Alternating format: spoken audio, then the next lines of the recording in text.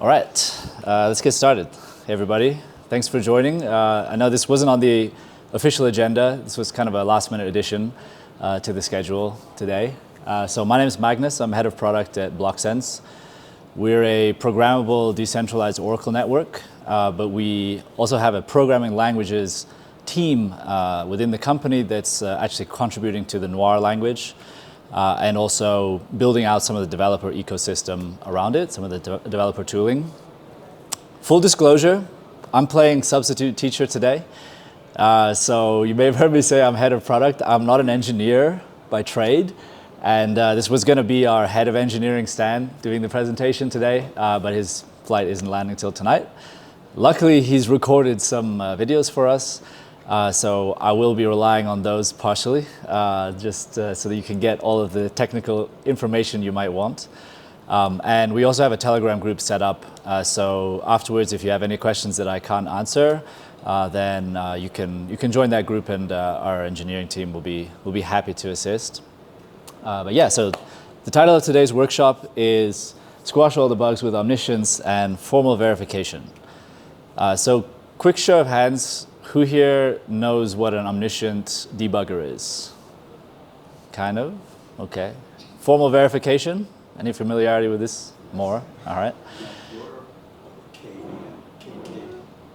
Good. So hopefully by the end of this half an hour to 40-minute workshop, you'll be a little more confident on both concepts.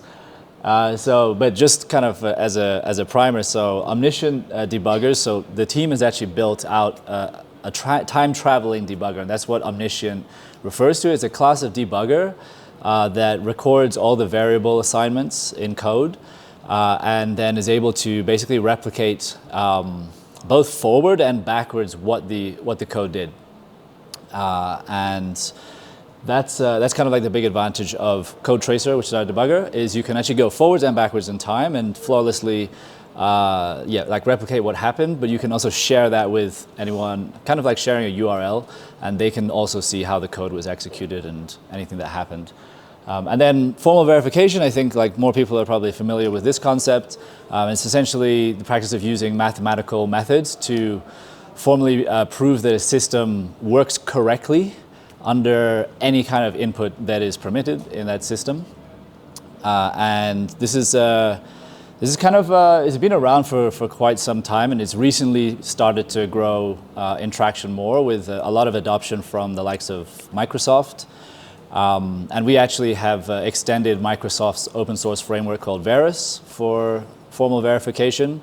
But you can think of formal verification as like a more sophisticated, more advanced way of testing your code, and this is especially useful for like mission critical software, things like it's quite widely used in the aviation industry and the rockets industries because they're like even at 0.01% error rate is not tolerable.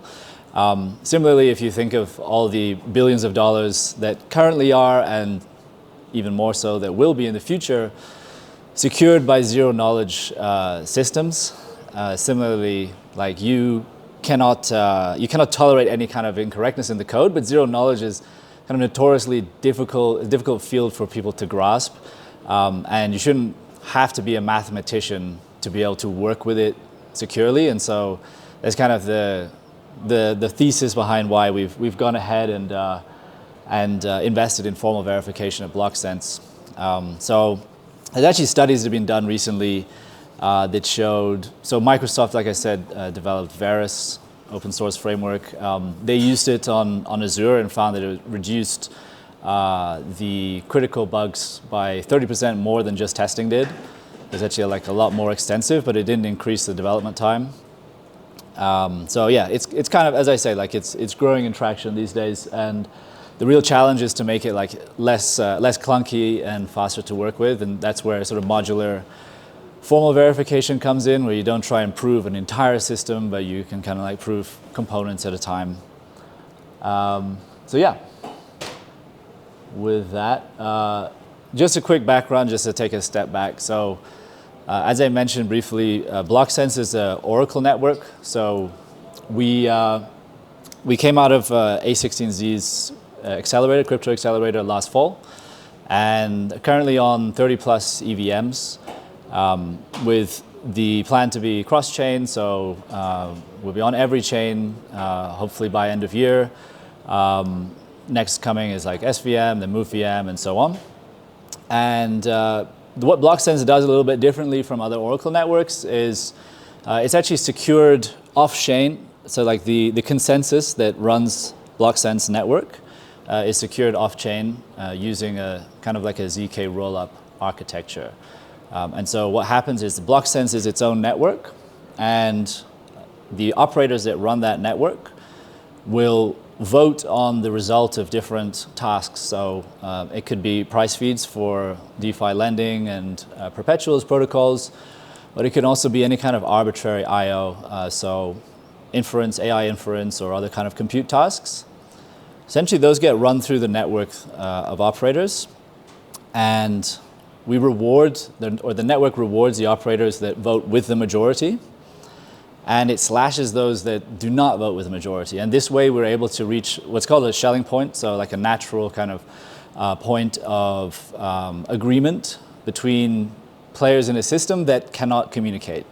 And the cannot communicate part is very important here, right? Because you don't want your operators to be able to collude when they're voting on a result, right? So you could imagine a scenario where all of us are operators, and there's a malicious actor who wants to bribe us into changing our answer, or we kind of like work together.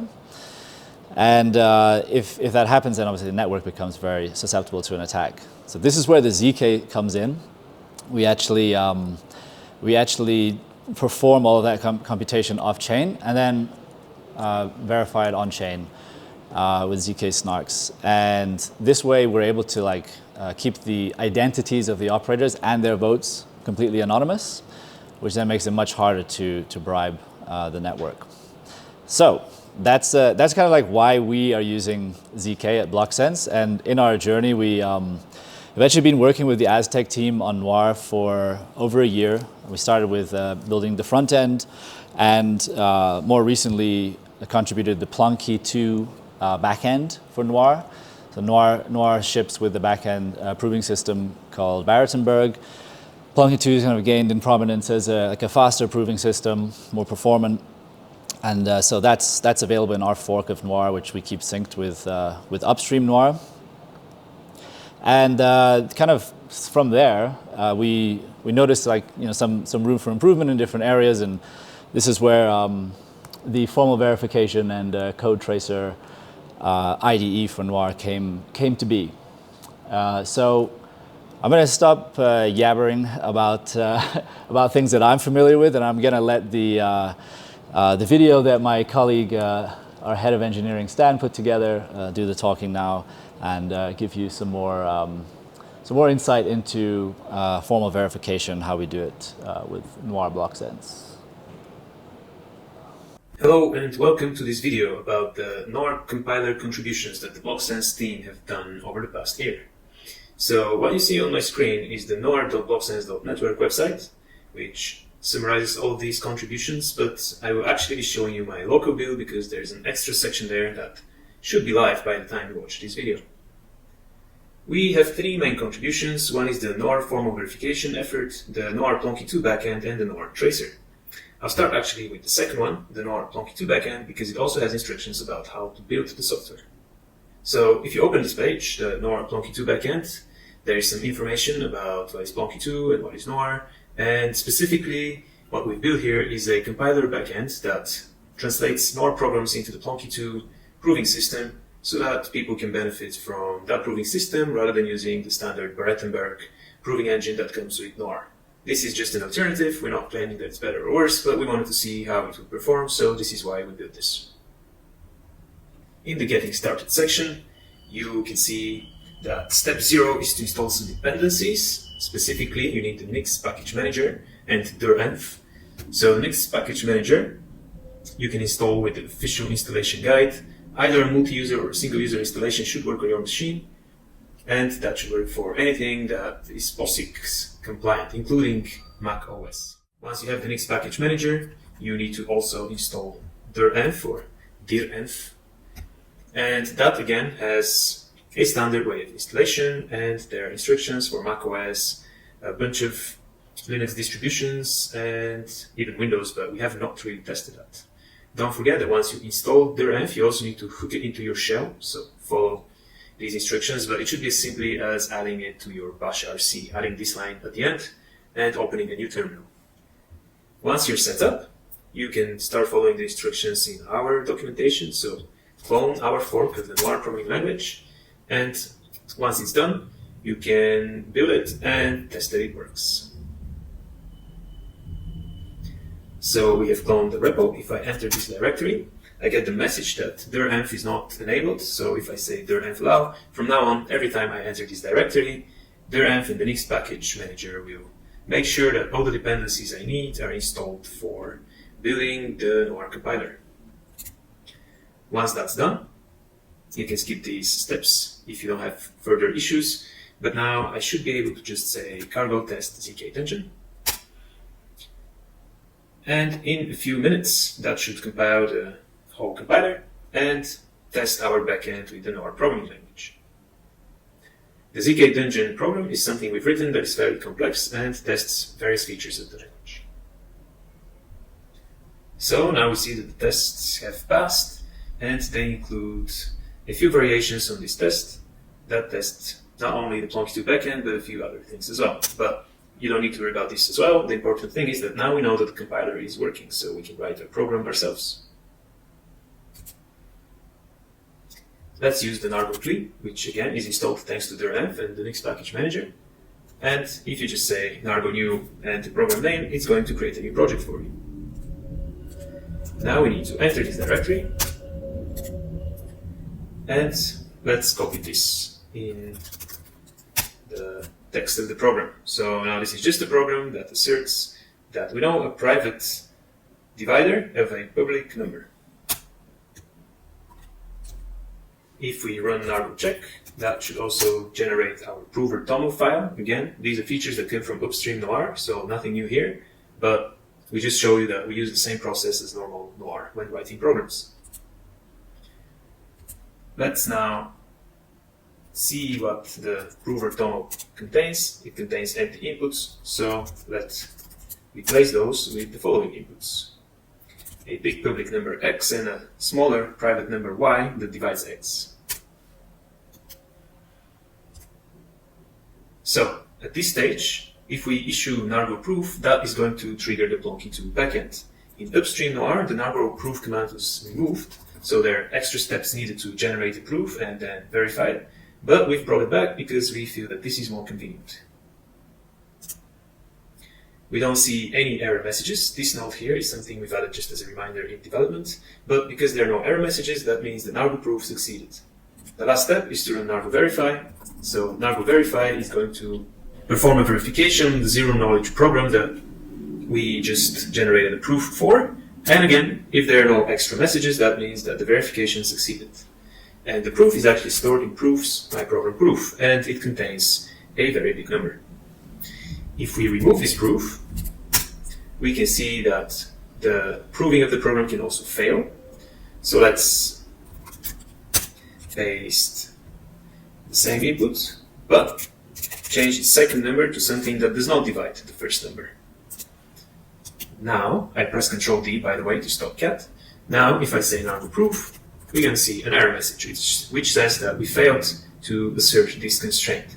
So no proof was generated, and if we try to nargo verify now, there's actually nothing to verify. So we're going to get another error message. So this is how the Plonky2 backend for Noir can be used, and you can head over to NoirLang if you don't know Noir, learn more about it, and see what programs you can prove with this. And now I'm going to show you another project that we've been working on, and we call it Noir Formal Verification. This is a system that allows you to perform formal verification on a Noir program without actually generating a proof or running the program, but by adding some annotations and analyzing those with our system so that you can prove certain properties of the program itself. If you go to the section, there is an introduction followed by a getting started page again. So this page is telling you to clone the repository and switch to the formal verification branch, But since we have already cloned the repository, we're just going to git checkout formal verification. As you can see, dir-env makes sure that the environment is configured so that you can build the system. And if we go ahead and say cargo build, that is going to build the Noir compiler with formal verification capabilities added.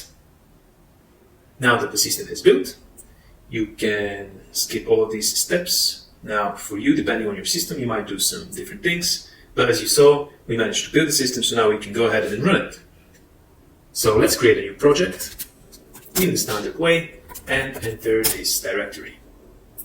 If we now, in addition to the main function, write some attributes on top, we can use Noir formal verification. So what is this function? It's a function that takes a number and divides it by 5 and returns the result. So if we add an attribute that requires that the argument is greater than or equal to 100, the system can prove that the result is going to be greater than or equal to 20. So let's try this. I copy this text and I paste it as the program text. Note that prover toml does not exist because we're not going to use nargo proof, but we're going to use nargo fv, which is just going to use the annotations that we wrote to perform formal verification of the program. And if we change the program so that we try to prove something that is wrong, like as you just saw me write, we now try to ensure that the result is greater than or equal to 21. Trying to prove this is going to fail because we cannot actually ensure this. And similarly, if we try to prove something that is more relaxed than the most tight condition we can prove, this is actually going to work because if the result is greater than or equal to 20, it's also going to be greater than or equal to 19. So this is just getting started with the project. Let's see what the other pages in the documentation tell us. So there is a section on the specifications of the formal verification system, and it talks about preconditions, postconditions, and assertions. So preconditions are the requires annotations that we saw. So if we have this function, for example, without any annotations, let's use this as the source of our program and see what happens if we try to verify this function. So verifying it might sound strange at this moment because there is nothing that we actually try to ensure for this program, but still, nargo fv can be useful because in this case it finds out that there is a possible arithmetic overflow. And this is because the type of our variables is i8, which means that if we add two of these variables, this might lead to an overflow, so that's what the system is warning us about. So let's add a precondition. Let's write this. We require that x is actually between minus 64 and plus 64, so that we can add it to itself and still get a number that is an i8. Let's save this, close the file. Nargo fv is still going to fail, but on the second line, because even though the first condition is fine, x2 is now between minus 128 and plus 128, so if we add it to itself, that could lead to an overflow. So we actually need to restrict x1 to be between minus 32 and plus 32. And now, running this is going to succeed. So we can verify this program and verify that there are no overflows in this case. So let's rename this file and call it quadruple. And let's have actually a separate main function which calls quadruple with some number like 40. Because 40 is not in the boundaries, minus 32 and 32, if we try to verify the program now, the verification is going to fail on the call side. So this precondition is actually not met, so we cannot call this function with 40. Let's call it with 25 and see that now actually verification succeeds. So this is how we use preconditions. Let's add some postconditions so that we can make the verification even more useful. If we now write our program and try to assert that n is 100, if we multiply 25 by 4, we should get 100. So this assert should actually work. But if we try to prove this program, we get a message that we couldn't actually verify this assertion. This is because we have not told the system what this function does. It inspects the body of the function to make sure that the requirements are met and there's no overflows. But then we actually need to manually say that this now ensures that the result is actually 4 times x1.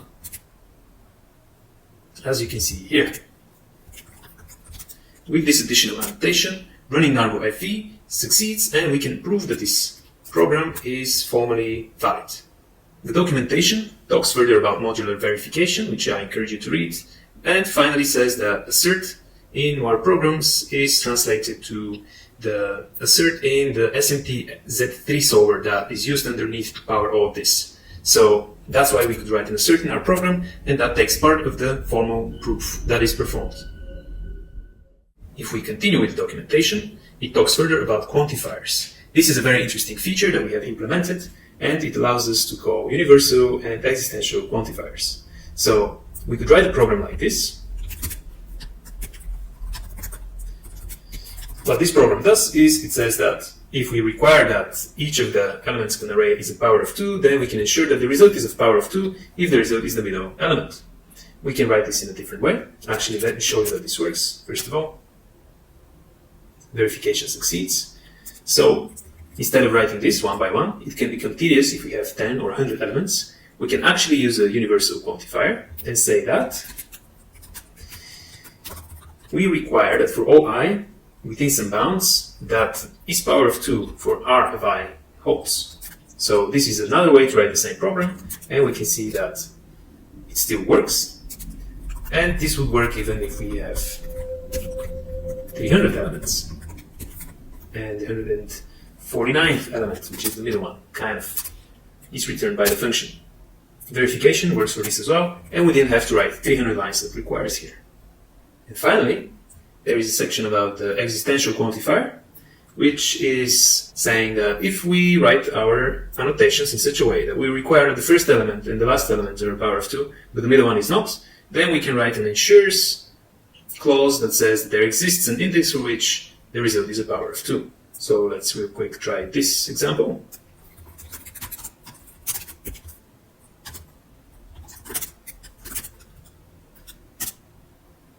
We can see that verification succeeds here as well, and we can also prove that there exists an element for which it's not a power of 2.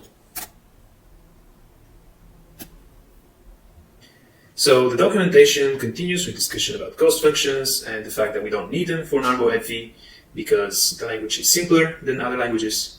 Recursion and loops, again, there's no recursion in Noir and the loops are bounded, which makes our life easier. So an example like this, where we want to prove some property about a function that contains a loop, works without problem. And we have some additional features here discussed in the documentation. But I wanted to point out the specification syntax, which describes completely about everything you can write in these annotations and how you can use it. And finally, let's move to the NoirTracer project. NoirTracer is a useful tool that we've built at the Blocksense network that allows you to record the execution of a Noir program so that this execution can later be replayed in a specialized program and you can get insights about how the program behaved during the execution. So the installation of this tool is the same as the installation of the Noir Plonky2 backend. It's on the same branch of our fork of Noir. So for that, I'm going to just switch back to the Blocksense branch of our clone of the Noir compiler. So now that's done, I'm going to again create a new program using the nargo new command. So this is going to create a simple loop program. And if I navigate into it, we can paste the following code for our program source code.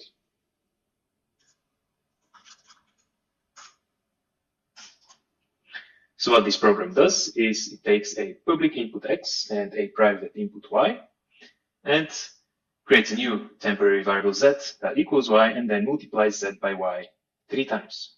At the end, it asserts that this result divides X evenly. We're going to run nargo check so that prover tomo is generated that can contain the inputs. If we print the prover tomo, it is empty as expected. So let's populate it with the following values. We know that 4 to the power of 4 is 256, and 256 divides 3072. So if we run nargo prove, that will succeed. Also, nargo verify will succeed, etc. We can do nargo execute, nargo debug, step through the program, etc. However, this page is about nargo trace, which is the new command we built. If we run nargo trace, that is actually going to perform an execution of the program and record the effects of this execution. So for that, we need to have a directory where we want to store the traces. And then if you run nargo trace with this directory, we're going to have the traces saved in this directory. This directory now, traces, will contain 3 files. but it would not be very easy to read them now because they are minimized for size, so there is no white space. For this reason, we created another command called argo format trace. And if we pick the main trace file, which is trace.json, and we specify that we want the formatted trace to be in formatted trace.json, now we can output this formatted trace, and it looks like this. If we open it in a text editor, we can have some highlighting, and we can see that the value of set, actually, here's the first one, it's 4. And then during the steps, it is increased to 16, then later to 64, and then later to 256. And this is basically what NoirCon does. Again, we use a specific format, which is specified in this runtime tracing library. And this format allows us to interface with another tool, and actually a graphical user interface. It's built by a partner company of ours, and the tool is called CodeTracer. It's a time-traveling debugger. And there's a lot to tell you about this as well, but I'll stop this video. All right, so that was our Plonky 2 implementation and formal verification. And I will take some questions at the end, but I know we're a little bit short on time, so I want to jump to the next video. This one's a lot shorter, I promise you. And so at the end of the last video, Stan teased about this CodeTracer tool. And so the output from NoirTrace is actually what CodeTracer expects to be able to then do the time traveling debugging. So let's look at how that looks here. This is CodeTracer, a powerful time traveling debugger for Noir. Unlike traditional debuggers, CodeTracer works by recording the execution of a program into a self-contained trace file. You can think of the trace file like a video recording of your program's execution. Once the execution has been recorded, anyone can use this trace file to replay the execution of the program in precisely the same way each time. Now let's see CodeTracer in action. We can step through code normally, or we can step backwards just as easily. And on the right we can find the code trace view. It shows the full history of the executed functions, and it lets us jump instantly to any one of them. We are at the start of this function, but we can already see what's about to happen. All local variables display their values in line. The taken if branches are highlighted and the unexecuted code is dimmed out. Let's step into another function. We can use this slider to navigate through the iterations of the loop, and we can see how the variables change as we go. In the bottom right, we can see that the event log also reacts to those jumps. It's essentially a list of all the program's interactions with the outside world. The goal of the example program is to create a zero-knowledge proof that our ship will survive the passage through an asteroid field without disclosing how much energy we have in our shields in the end. That way, the space pirates won't know if they can attack us or not. Now let's have a closer look at the main function. According to the comments, the pirates can predict the collisions, but our shield technology is a well-guarded secret. This is why the properties of our shields are passed as private variables to the main function, whereas the masses of the asteroids are public. We can see the exact values in the prover file, which is accessible through the file system panel. Right off the bat, we see something suspicious in the event log. In the first event, we see 0 damage being done, but every collision should result in at least some damage. And in the next event, the shield regenerates beyond its limits. Let's click on the first event and let's see what exactly is going on. Now we are in the status report function. And although the reporting happens here, this is most likely not where we will find our bug. Okay, let's step out of this function. This brought us to the function that iterates through the asteroids. On the first iteration of this loop, we see that the calculate damage function returns 0. Luckily, CodeTracer is a time travel debugger, and it's easy to navigate back and step into the calculate damage function. According to the comments, our shields are supposed to get exponentially less efficient as they get weaker. And we see that the current implementation does not take into account the edge case where our shields are at maximum capacity. In this case, we multiply the damage by 0 instead of 1. Okay, let's step out of this function and see why in the second event the damage is a negative number.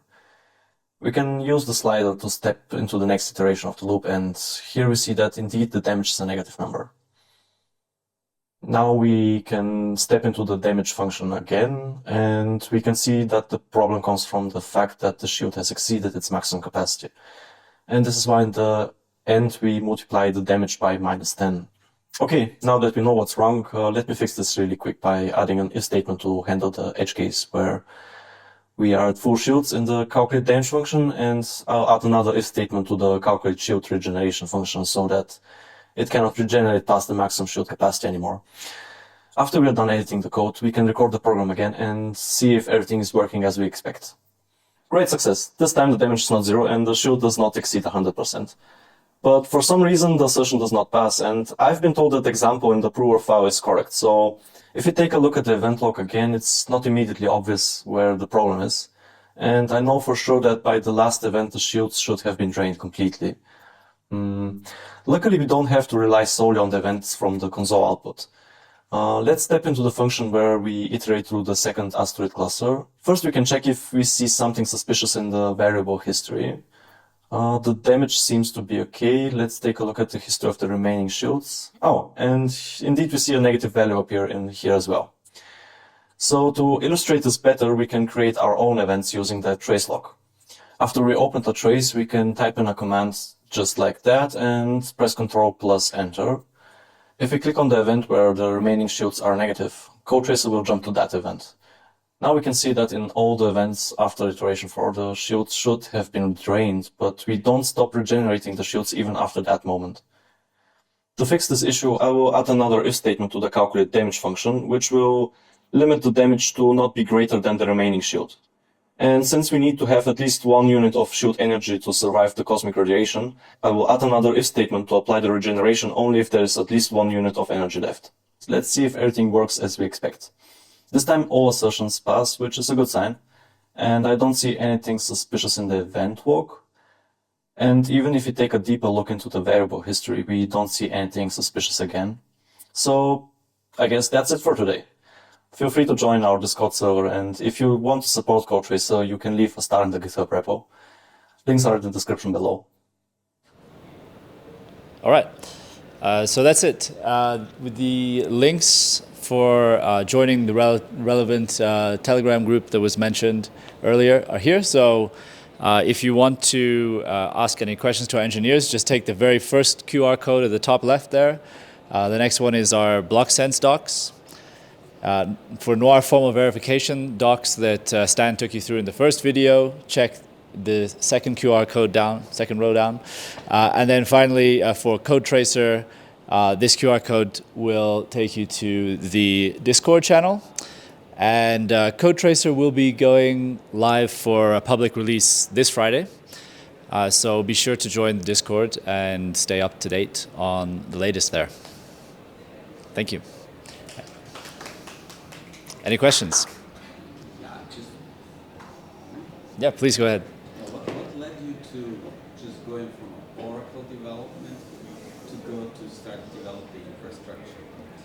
Yeah, great question. So what the question for the audience who's not with us live is what drove us to go from developing a decentralized Oracle network to actually contributing to Noir and building these different developer ecosystem tools. So the main contribution from Blocksense is the Plonky 2 backend for Noir, as well as NoirTrace, I should say, and the formal verification part. So here, like with Blocksense, we take the ZK part of the Oracle network very seriously, and we want to make sure that the Oracle is as performant as possible. And so that's why we kind of like took it on our own hands to develop that out, because we wanted to have Plonky 2 be the proving system. And we happen to have a top-class team of programming languages engineers. So our founder and CEO, Zahari, was one of the core contributors to the NIM programming language, and been a compiler engineer for a long time. And Stan, who you heard, is a PhD and a lecturer in compilers in Bulgaria. So it was kind of a natural fit within the team, and we saw that it would help with the performance of the Oracle network. On the CodeTracer side and the debugging side, that's actually a sister team from Blocksense. So it doesn't, the development's not actually taking place within the Blocksense team, but it's a very closely related company, and we kind of like share a lot of ideas and resources between the teams. But it was, again, just kind of leveraging the experience and expertise of mainly Zahari, who's our founder. Sure. Any other questions? All right. Well, thanks so much for joining. I know it was kind of a last-minute addition to the agenda, so I appreciate your attention. And yeah, be sure to write on the Telegram group if you have any other questions that come up. Thank you. Thank you.